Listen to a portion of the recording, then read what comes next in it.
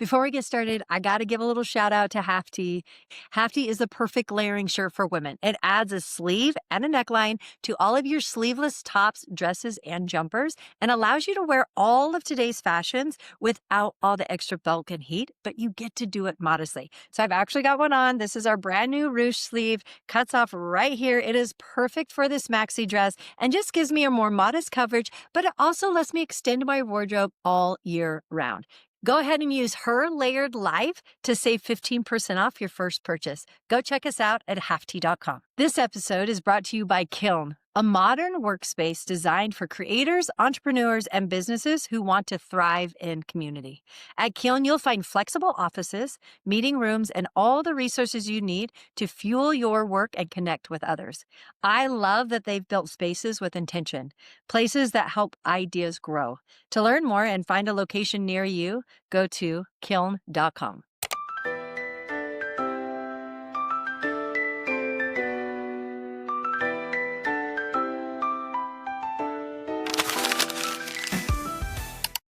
Welcome to Her Layered Life, the podcast where we peel back the layers of faith, family, business, and everything in between. I'm your host, Amanda Barker, mom of 8, wife, high school basketball coach, entrepreneur, and believer that every season of life brings its own beauty and lessons. Each week, we dive into real conversations with women who are living out their own layered stories, the challenges, the wins, the faith, the laughter, and the things that keep this going. My hope is that you'll leave each episode feeling inspired to embrace your layers and live them fully. Today, we are super excited to have Bailey Rae with us today, formerly Creative Haven, an incredible artist who's turning her passion for watercolor into something that empowers others to create. She's designed a watercoloring book, teaches techniques on her YouTube channel, and shares inspiring content on social media. Bailey's story is a beautiful example of how one woman's creativity can impact countless others, and how supporting women-owned businesses allows these talents to flourish. Bailey, welcome to the podcast. Thanks for having me. You are so welcome. Wow, that's the nicest thing. Well, Chat GPT, baby.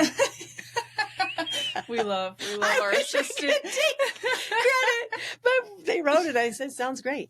Yeah. Right? I Sounds like great. it. Is there anything you would add? That. Oh, I'll give it to you after we're done. Thank you for being here.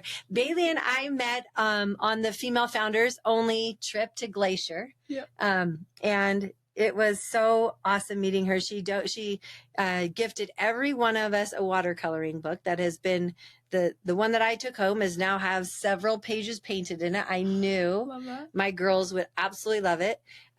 So that's been super fun. But I met her on Females Founders and I just knew that well, that's a freaking lie because when I was on that, I had no idea I was starting a podcast. I will be completely honest. But as soon as the podcast came to be, I just knew that I wanted Bailey to come join us. So I feel honored. This is so fun. So I want to just get right going and get started. I want to know, and I already know this, but everyone else does it. What first inspired you to start painting and creating? Oh, okay. So I've always loved painting and I wanted to use that in some capacity in my career, whether it was selling my original artwork or teaching or whatever. But growing up, I did hear pretty often that if I wanted to be successful, I would need to teach. So I love teaching. I interned in high school and it was so fun. But I learned really quickly I don't thrive in the formal education setting. And interesting. So I was like, well, why am I going to school to be a high school art teacher if I don't thrive in that environment anyways? Right. So we kind of pivoted. That was my first pivot from going to college to be an art teacher to doing my own artwork. And we did workshops and it was so fun. And I would always supply an outline because it takes the stress off of learning how to paint. Mm-hmm. And people loved that. And like an outline drawing? Yeah. Okay. So I would print it on watercolor paper and basically I would teach the techniques and then they would go ahead and fill it in like a coloring book, but right. in a workshop for watercolor. And people loved it. And then my sister actually was the one to be like, you should make a book out of this. And at the time, it was more just like something fun for people to do. But it quickly turned into something that was healing and is healing and therapeutic. And my sister actually, shortly after that, after having her second baby, went into, or was just struggling a lot. Postpartum depression took a huge, huge toll, and she, one of the therapeutic things for her was drawing and painting. And so was she artistic too, or is that just something that she took on because it was there for her? It was there. So she has always loved coloring in things. Okay. And so that's why she was like, you should make a book of this, because I like to draw, and this is just like the next step. I don't really want to learn techniques, but I want to just let go of my mind and paint. Right. And so that's where it started, but I knew that I wanted to incorporate tutorials into it to give people the chance to learn how to paint. Yeah. And to enjoy it and get out of their mind about like, am I doing this right? And ever since, it's just been so beautiful to see the amount of women that come back and they say that it's helped them through hard times. And so that's kind of how it started, and my momentum to keep going is the impact that it has on women. That's incredible. I want really quick, I know you have them in your bag, right? Do you have let's pull one out so people can instantly or right up front kind of see. That's the one I have, right? Yes. So well, you have the national park and the floral. Yes, you're right. I have the national park and the floral. So can you see that, Prince? Pre-drawn outlines that are all done by me. I would hope that you can see it. Go a little bit closer. Maybe go a little bit closer. The lines are really light, and I do that on purpose. Perfect. So that when you are done painting, it looks like a finished piece that you can be proud of and you can hang up on your wall, and it doesn't look like you just colored in spaces. Well, and a lot of people paint them and frame them. Like, it becomes artwork for them. So many people were like, I have this on my wall. Yeah. Or they'll do, because the floral book has birth flowers, and so they'll be like, I painted my daughter and my son's flower, and we hung it up on the wall. Oh, that's so cute. It's fun. It is fun. I love it. The little package that you brought to all of us had like the brushes and the watercoloring, so everything was right there. And then she sat us all down and taught us how to paint, and it was fun. Like, super fun. I'm not a big colorer. I'll be completely honest. I'm not a big colorer, but I really loved like the aspects of sitting down and creating, but having the outline, it made it less scary, you know, because it's not like we can sit there, we're all a bunch of painters and can look at something and start to paint something, but having the outline really helped me be like, oh, I can figure this out. I can do this. So that's awesome. That's incredible. So your sister sounds like she was a big inspo. Huge. Mm-hmm. Tell me a little bit about that. So, I mean, when someone you love is hurting and you see some impact of like what healing can bring to them, that is what was a huge motivation of like, this is important. Mm-hmm. Women need this. Yeah. And so, that's kind of why I would say she's a huge inspiration, is because she was my like first interaction of the impact that it could have. And you're probably your first why, like your emotional first why, like, this is why I'm going to do what I do. Yep. That's cool. So tell me, what was the first piece of art? Have you ever sold a piece of art? Yeah. You have? Mm-hmm. So what was that very first piece of art that you sold? Oh, man. In high school. And it wasn't even like a full piece of artwork. It was someone had some cowboy boots and had an inappropriate lady on it. And so he came, he's like, can you paint over this and like make me a sunset? I'm like, yeah. So that was my first. Oh man, if he watches this, he'll laugh. But like I still 10, 15 years later, I'll see him and he's like, "You see my boots?" I'm like, "Yeah." He still has the same boots? Yeah. Oh my goodness. What's the sunset?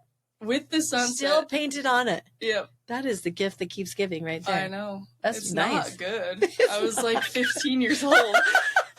How did he know to ask you to even paint it? He was my Sunday school teacher. Oh, okay. And he knew and you. he's just such a funny, awesome guy. And I think he probably knew it would make my day to have someone be like, "Oh, that's cute. I believe in your talents." Yeah, that's really cute. Yeah. And what's cool is he still wears them. Like, do you have a picture throw of those them? away.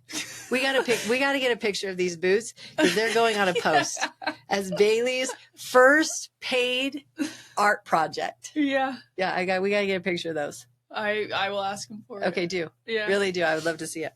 Where was there a moment when you realized that this could be more than just a hobby? If I'm being honest, I always knew it would be. Like it was just internally in you, you knew that this was kind of a calling that you were going to do. So I grew up religious, and we have something called a patriarchal blessing. Oh, okay. I mean, Yeah. Yeah. And one of the things was that I would be a teacher and I would bless many people's lives. And so I took that as like, oh, I'm going to be like just my, I guess maybe narrow mind of like the only way I could do that is to be a high school teacher. So that was the avenue I took. But it was very clear to me as I kept going with what I was driven to do of teaching workshops and doing these books of like, well, I'm doing that in a completely different way than I thought, but like so much more. It aligns with my life. It aligns with, I think just women connections are huge. And so that doesn't even answer your question, but that's what my mind went to. Yeah. But no, I think that's perfect. I have always, whether it's a toxic trait or what it is, but like if I put in my mind I want to do something, I make a way to have that happen. And so even in the hard times, I was like, no, we're just going to keep going. Right. I'm only giggling because I'm thinking has nothing to do with anything other than the story that you told on the golf course. Oh no. And we will bring this back because it will completely derail everything we're talking about when we have to. And it will make sense because once something comes into her mind, she does it. And we'll come back to it. But I'm like, that makes sense now why you have the idea and you didn't matter. Yeah. You just went for it. Anyway, we'll come back to that. But I love that it seems to have always been honestly on your soul, like in your soul. And a lot of times I think not a lot, most of the time we think life looks like certain things, right? Like those impressions. We're like, oh, okay, this must mean X, Y, and Z. And then as we start to peel back the layers, there's actually so much more there that the Lord wants to bless us with. But it's that first initial thought. Yep. And then it sounds like a gift of yours is that, I mean, the weakness of it would be the stubbornness of it, but the gift of it would be the fortitude of pushing through and making what is written on your heart as to what you want and need and want to do happen. Right. Mm-hmm. So I love that. It's typical. We think it's like, oh yeah, I got this. I know exactly what you want me to do with this. And then all of a sudden you're right smack in the middle of what actually, what that meant. And you're like, oh, well, okay, we got here one way or the other. Yep. And I'm sure you can relate to this, but especially in business and in life, there are so many pivots. Like I didn't just start by doing this. It was like original artwork, realized that wasn't for me. And then, I would bring on other artists and sell their artwork as like almost like a marketplace. Oh, okay. And then I was like, that's not for me either. And did courses because I knew I wanted to teach and the classes were doing well. So I'm like, oh yeah, online classes. And I had something called imposter syndrome that kind of made it hard to believe in my skills at the time. Right. And so I was like, well, I'm just going to bring on other talented artists and have them teach. And I learned pretty quickly that I can't put my success in other people's hands. And so that's where I was like, oh, these books came into play right when they needed to. Interesting. So just like little things line up. But I think that's where I have, when talking to people starting out, I'm like, do not, like if one thing doesn't work out, you keep moving. Yes. You pivot or you just keep trying, because a lot of times it's not the first idea that works. Right. And you're right. It's not. It's the first idea, the second idea, the third idea. It's all of those little things that add up to it working. Yep. You know? And the fact is, the funny thing is we'll oftentimes define that as it didn't work, but it actually was working exactly the way it was supposed to. Yeah.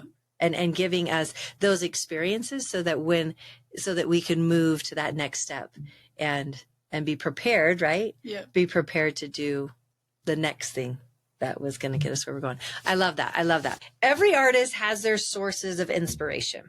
Mm-hmm. Where do you find the most inspiration for your watercolor work? It kind of changes throughout the seasons of life. So if you would have asked me 5 years ago or 8 years ago, when I had just got off my mission and like was creating artwork, it was very much like based off of Jesus and spirituality.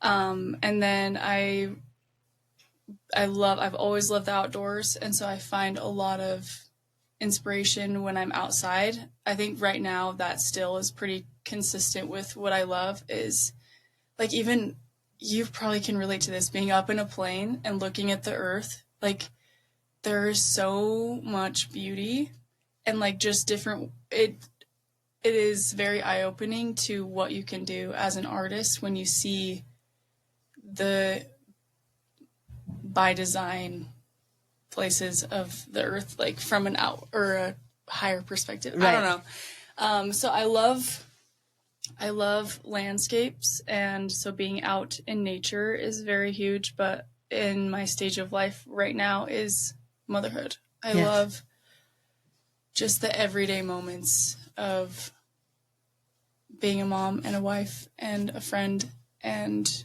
so that's where I find a lot of my inspiration. But if I'm being honest, even with that, I am very rarely painting things that are inspiring me. I like to listen to what my audience is needing. And so they will tell me very often.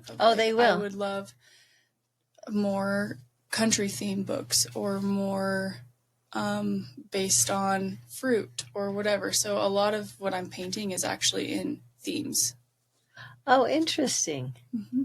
That's cool. Like your book with the flowers, is that what we're talking, like a theme of the birth flowers? And then I have your national park watercoloring book. So that's all filled with the national parks. And is that kind of where you're talking with themes? Yeah. Cause if I'm being honest, the national parks weren't I wasn't dying to do them. Yeah. But I had so many people say that they wanted national parks. And so I was like, yeah, we're going to do it. I'm going to go with it.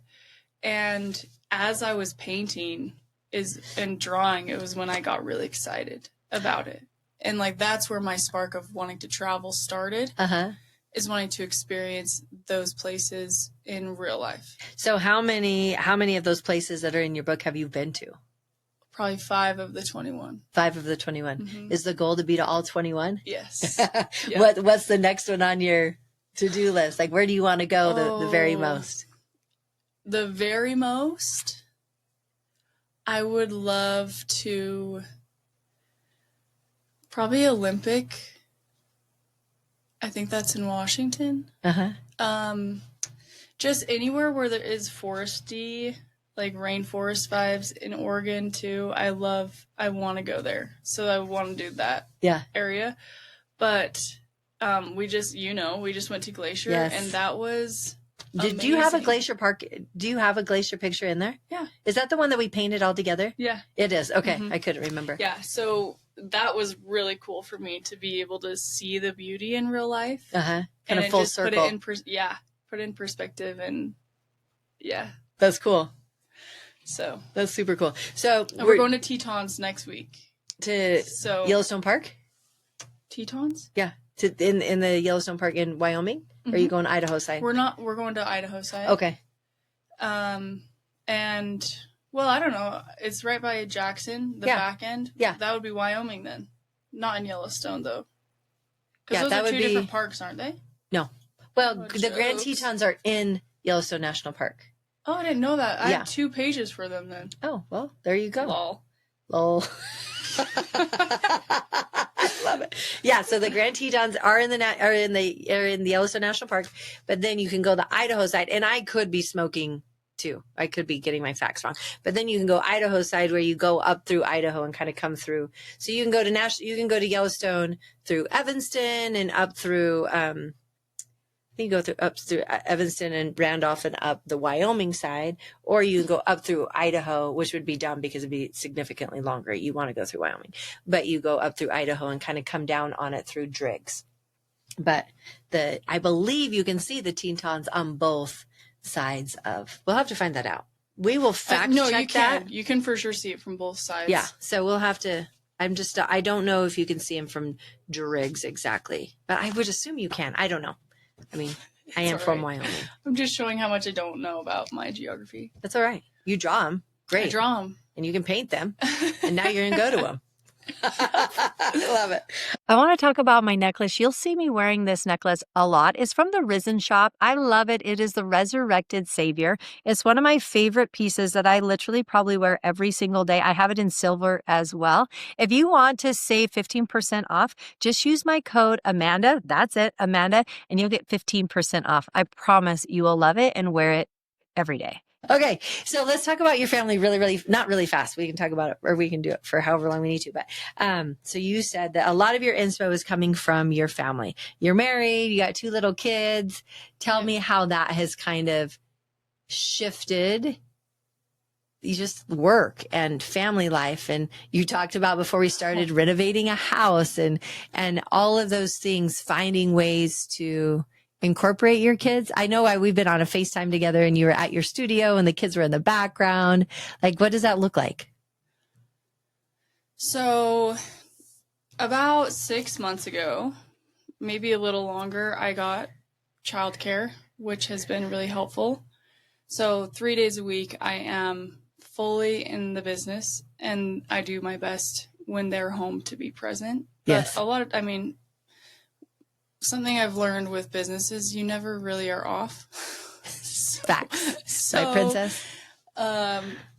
Even like I try to be present, but when I need to be at work, they are often in my studio. They're usually riding bikes around the aisles, and I just have like a small 800 square foot warehouse, and they love it. I have a little TV and couch set up in the back. It's so cute. I've seen it. And we might need to get a picture of that too. Yeah. It's ghetto. I love ghetto, but yeah. I do. Gotta start somewhere. Yeah, I agree. And so they're very much a part of the everyday of what I'm doing. And yeah, it's just busy. This stage of life. I have a 4-year-old and a 2-year-old. And my husband owns his own business. I own my own business. And we are in a full home renovation. So things are slightly crazy. Yes. We have to talk about your kitchen scenario. Like, this is classic entrepreneurship at its finest. We're running a business. Both are running a business. You got kids running around and you're in a renovation. But I mean, I kind of feel like it's a total positive thing because I would just be stoked that I didn't have to cook. So do you currently have a kitchen right now? If you count the trailer, then yes, but I would say no. Do you have a fridge? Yes. So it's outside. We so backstory. We bought our first home last year, and the house is like 110 years old, and the appliances have not been updated since it was built. So the oven, when we got the inspection, he was like, it works, but it's a huge fire hazard, so don't use it. Oh, I was like, okay. all right, well, we won't even turn that on. Noted. And so like our sink worked, and whoever was in there before, it was so smart of them. They painted literally everything. So like countertops, all of it. So like if you're making food on the countertop, you're scraping off the paint. Okay, that's healthy. Or if like water gets on it, it bubbles up, and then you like have to, yeah. So Wow. we're not, for the last year, just the kitchen situation has been a little tricky. Okay. But in the last 3 months, we started a full renovation. So like right now, we don't have, basically we tore it all down to framing. Oh my goodness. So if you look at my stories, or I can show you a picture, but like yes. everything, we tore down a wall, we tore down all it's not drywall, it was, I think it's called lath and plaster. We Okay. took all that down. Okay. I say I did zero of this. My husband and his employees did that. So bless their hearts. Bless their hearts. And yeah, so it's just been busy and a little tricky. Yeah, I could to say the least. Yeah. Say the least. But that's life. But I also, in this same category, I kind of what has driven me in the last 4 years or 3 years since my daughter has been, since I've had kids, is I want to show them as a mom that you can have passions and you can be successful aside from being a mom. Mm-hmm. And so it was important to me, and still is important to me, that they were part of that experience of watching me work, going to markets with me, seeing that I am chasing my dreams alongside them. And another thing I think as women, at least for me, a driving factor is becoming a mom is beautiful, but also in a lot of ways I felt like I was out of control of my life. Like everything else was on their schedule. And then if you don't have an income, your life situation is directly, I guess, impacted by your spouse. Mm-hmm. And I don't like feeling out of control of my situation. And so that was my drive of becoming a business owner and being successful, is I wanted to have the freedom to go and get my nails done if I wanted, or like not have to run every decision by someone else, and just take a little bit of that control back. And it has been really amazing for me. And then I'm hoping that we'll show my kids that they can do the same. I love it. Tell me about your husband. How has he supported you? But also, I think that that's an interesting dynamic too. How, has there been any push or pull there as far as you saying, listen, I don't love being completely 100% dependent upon you and your income. How has that, what did that conversation sound like? And how has he supported you in just all the things? I feel so extremely blessed with Zach, because he has been supportive from day one. Even the first 2.5 years of my business, he supported that. And like, I didn't see a dime for, years. Yes. And it was I never once heard him say like, maybe you should stop or get a different job or whatever. It was just like, I believe in you. And what I want for myself is also what he's going to support me and do. Like, I've never had to question, because I know that a lot of people, like when their wife gets more successful and potentially like surpasses their income, that can be a really hard dynamic for people. Sure. And we have talked about that, and I think we just have made it very clear that we communicate and we are there to support each other, and my wins are his wins and vice versa. Oh, I love that. Yeah. I love that. Tell me, so let's go to business and things like that. Tell me, you were saying Bailey Rae Studios is growing exponentially. What does that look like? I want to first, let's talk about that. And then I have a couple other questions I want to talk about. So legally, I've been a business for about almost 3 years. And my first technical year of business, I was doing mostly courses and a little bit of like in-person markets. Okay. So are we talking numbers or are we talking No, just I mean, in general? whatever you feel comfortable sharing. And I want to kind of backtrack just a little bit so people understand. I just want everyone to understand. So the watercoloring books is one aspect of it, but let's talk just a really quick and talk about like, what is the YouTube aspect, right? And the video aspect, like how do you marriage those two things together? Cause I think that that's what is so cool. So the only videos I have on YouTube are directly tied to my books. It's not my goal to grow on YouTube. Yeah. But it is my goal to create resources that help people feel less intimidated to try a new hobby. So the books all have QR codes that send you to the video tutorials on how to paint every single outline. So that's the tie, and that's the drive behind just wanting people to feel like they can create beautiful things. Mm-hmm. And that's the teaching tie too. You know, I really feel like that's where you pull in your ability to teach and learning those skill sets to be able to go and teach in a way that people can actually follow and do it. Cause that's not easy. That's not easy. It's not, but it's doable. Yeah, it's doable.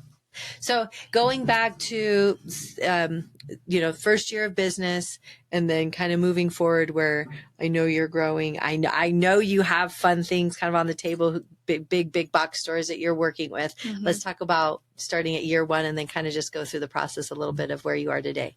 Okay. So first year, when I first came, this was my first book ever that I launched. And I, no joke, cut every single page out. Okay. Printed every single page by hand, one by one. Oh, because the watercolor paper is too thick to like put a stack in and just have it go. Okay. So I'm inserting every single page and bundling it up into a little stack and selling it as like a stack of papers. Okay. That was how I started. Was it like tied or? Nope. It was just like a stack of papers in a clear, what are those little bags called? The tape bags. Clear. Oh, okay. Yeah. Okay. It looked really cute. I bet it was cute. That. And in some ways it's nice because it's like they can have a girls' night and they don't have to cut out the pages. It's just like everyone take a page. Right. And that was when I learned people loved it. And so I remember doing markets and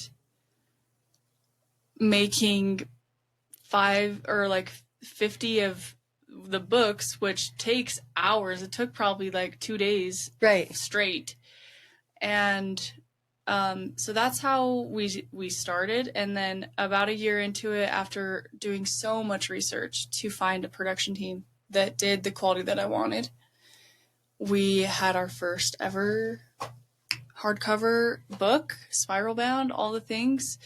And I did a ambitious goal to sell the 1,000 books from that order in the year. Okay. And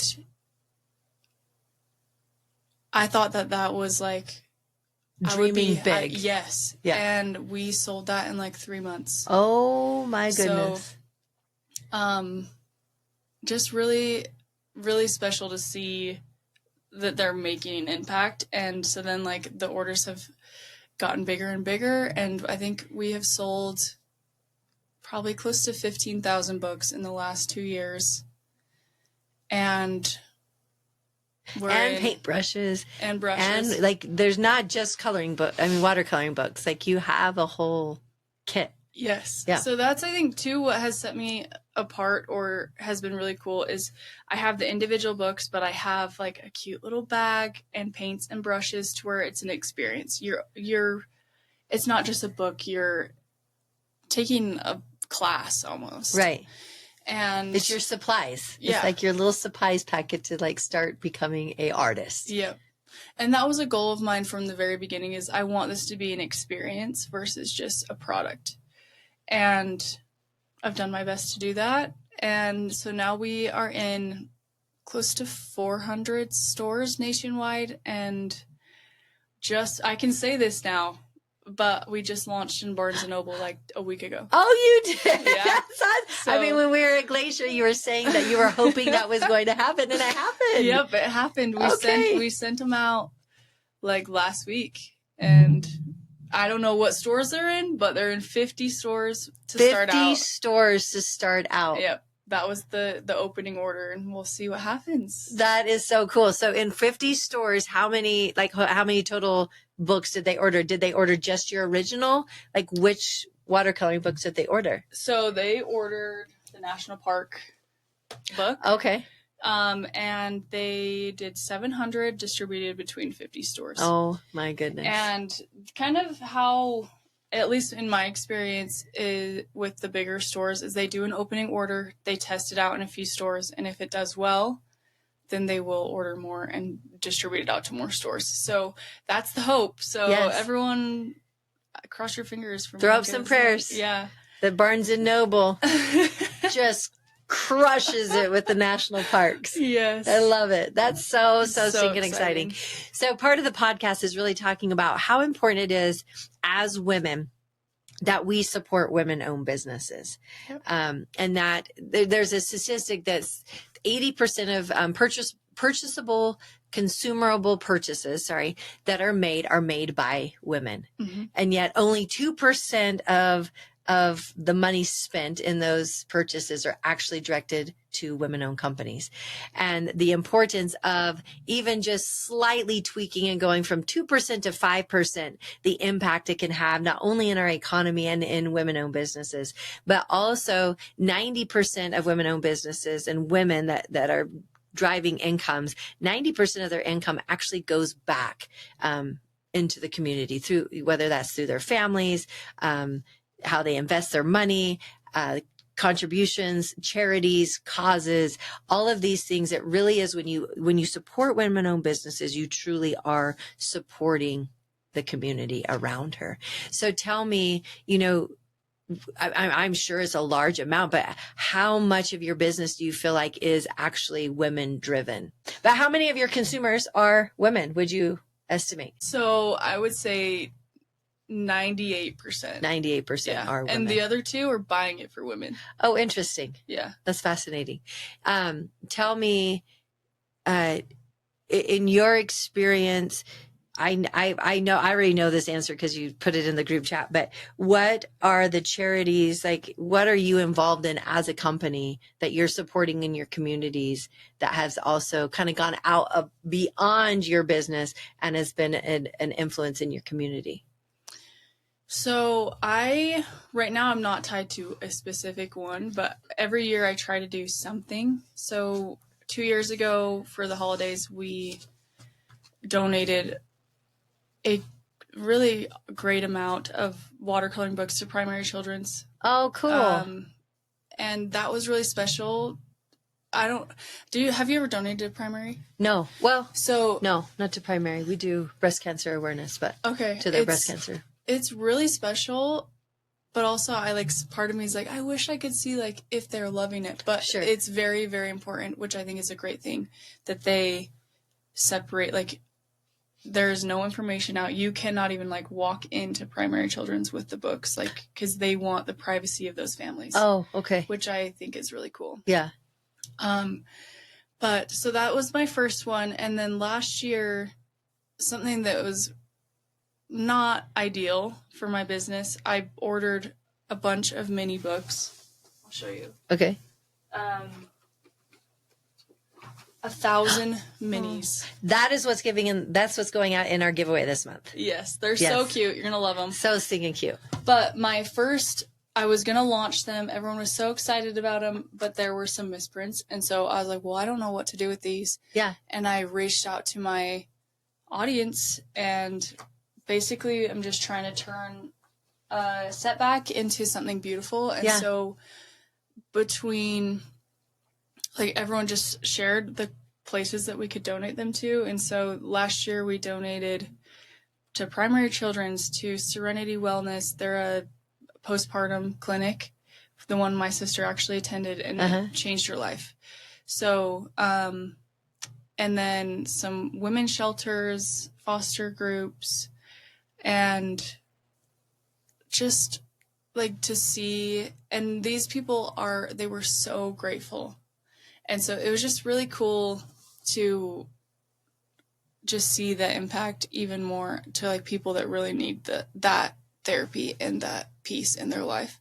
And the opportunity to, because I mean, it's so different. It really is so different than your typical coloring book, right? Or your drawing book, and being able to scan the codes. And I'm sure the kids were able to get on and to be taught, and the women were be able to be taught. And so there is a huge impact there. Mm-hmm. And that is, that's exactly what we're talking about, right? Is women-owned businesses really are striving to make a difference in a way that's different, that really is significantly different. So that's sweet. So I will say right now, I'm not in a place, we're getting there financially to like be giving funds to charities, but I love to give product. And as soon as I can, I would love, like, even just my community, I played basketball growing up, so I want to. So tell us where you're from really quick. Heber. Okay. I grew up in Heber. We're in Spanish Fork now. And I loved, sports was a huge part of my life growing up. And so I would love to give back in my community in those areas of like to the team and to the schools, and finding, I think right now a huge driving factor for me is women, especially because that's the focus of my business. And so I would love to find groups like Serenity Wellness and others that align with my vision, but are doing other work that is like equally as impactful. Right. Or more. That's incredible. So tell me just one piece of advice for someone starting out. Oh, man.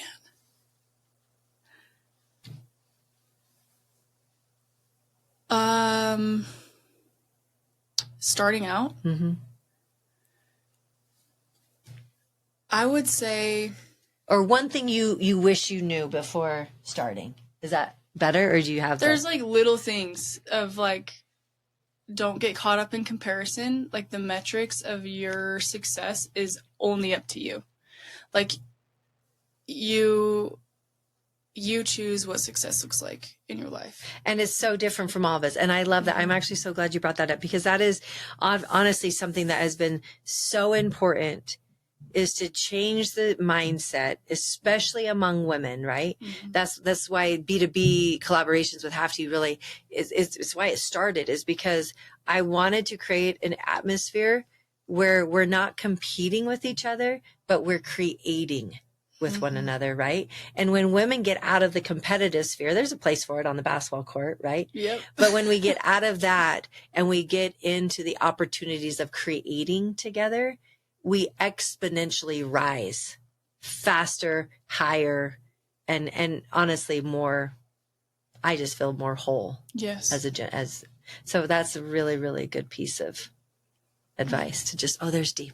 Anyways, so is there anything else that you would like to share that I didn't ask? I have one other thing we're going to do before we end, but is there anything? It's a fun part. Okay. It's on my phone. So yes, Princess, I have to get my phone out really fast because I got to get the question. But is there anything else that you feel like you want to share? No, I guess the one thing that's coming to mind is surround yourself with people that believe in your vision. Oh, I love that. Yeah. I think I have been so blessed to be with, like, all my family is entrepreneurs, so I knew that it was possible. And I've surrounded myself with people that believed that I could do it. Yes. And if I was surrounded by people that didn't believe that, it's like that will play a direct role in how successful you are. Sure. Early on, I learned very, very quickly that if you want something great, it takes many great hands to make something great. You cannot do great all on your own. That it really does take a village to help even your own personal dreams come to life. Yep. And how important that is. So that's awesome. All right. So in closing, we do a would you rather. Oh. A would you rather game. So I'm going to ask you questions and you're going to tell us what you would rather between this or that. This is a game we play as a family. So my husband started doing this right when we were married, and he does it all the time with the kids in the car. So I just love it. And I think it'll be fun. So your would you rather. Would you rather only be able to paint in black and white or only be able to paint in neon colors? I don't know these questions. I kind of like being surprised myself. So both of those are terrible.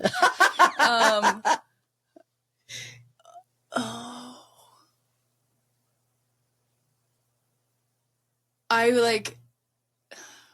Can I tell you why I choose one?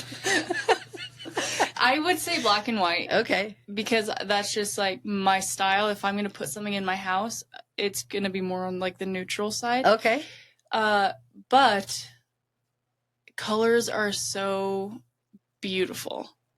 And so that's a hard one. That is so hard. So which one are you sticking with? Black and white? Is it your final answer? I could only paint. Can we mix the colors? No. I mean, you can mix black and white, make gray. This okay, isn't fine, real. Fine. I would say black and white. Okay. All right, good. Final answer. Final answer. Okay, good job. Would you rather talk to animals or be able to speak every language in the world? Every language. You wouldn't want to talk to animals like Snow White? Nope. Don't care. Every language. Sorry, I'm not an animal person. I would love to speak every language. Yeah. Yeah. I mean, that's not even a question. Not even. Okay, well. Would you rather live without music or live without dessert? My two loves. Serious? I know what I'd choose on this one. I think music. You live without music? Sorry. I would live with music. I would live without dessert. Yeah, me too. Can you have candy still? No, that's dessert. No, it's not. That's just your everyday snacks. Okay, fine. It's not. No, you're right. It doesn't say sugar. No, I would be a lot healthier if that was gone. So yeah, music. I agree. Yeah. I would definitely choose music. Okay, let's see. Would you rather only be able to paint with your non-dominant hand or only be able to paint blindfolded? These are good. These are good. Non-dominant. Non-dominant. I think I would choose that because you can train it. Yeah. And like a year in, you're going to be, I'm an artist. It's true. I agree. Yeah. I mean, you can totally do anything if you have enough time. Okay. Would you rather give up your favorite brush pen forever or give up your favorite color forever? Brush pen. Brush pen? Yeah. Okay. That was easy.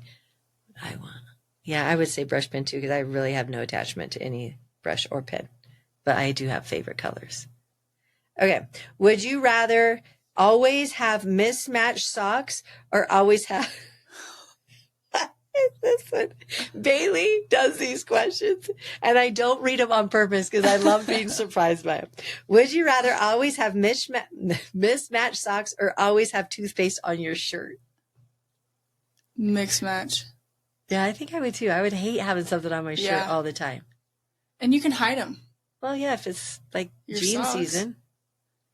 Not in the summer, but I guess you're not wearing socks in the summer, so it's totally fine. Yeah. Okay. All right. Last question. Would you rather give up pizza forever or give up ice cream forever? Pizza. I would say ice cream. I really? love pizza. When's the last time we went to like Sub-Zero or something?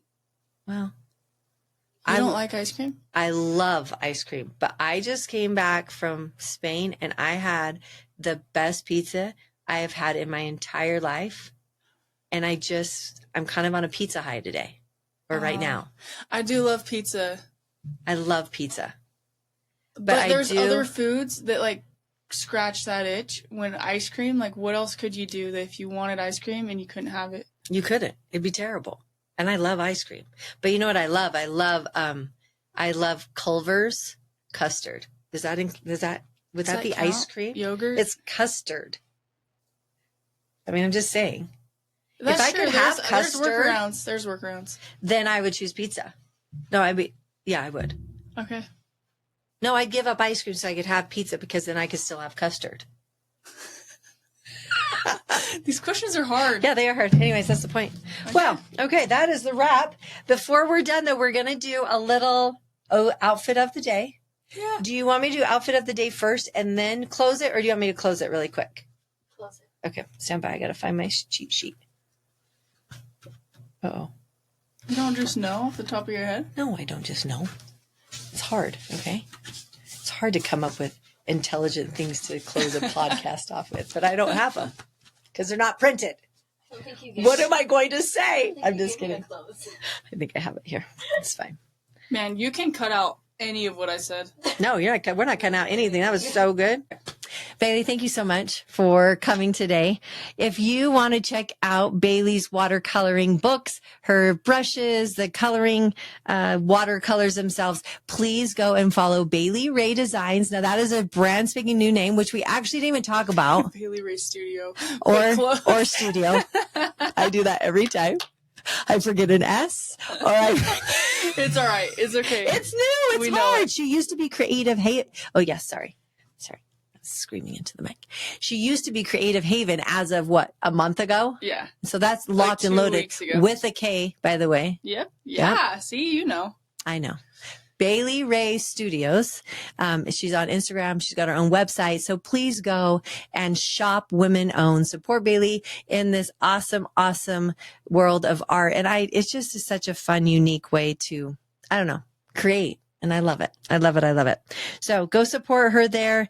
Until next time, keep saying yes to your layers. Explore your creativity and love every layer of your life. Thanks for joining us this week. Love you guys. Check. Awesome. Oh yeah, fit check. All right, so fit check. We're gonna do outfit of the day. Oh, I'm so sore. I worked out this morning, which I normally do, but not lifting for about a week. All right, sorry, I digress. Outfit of the day. Half tee. This crew, or no, it's not. This is the elbow sleeve half tee in white.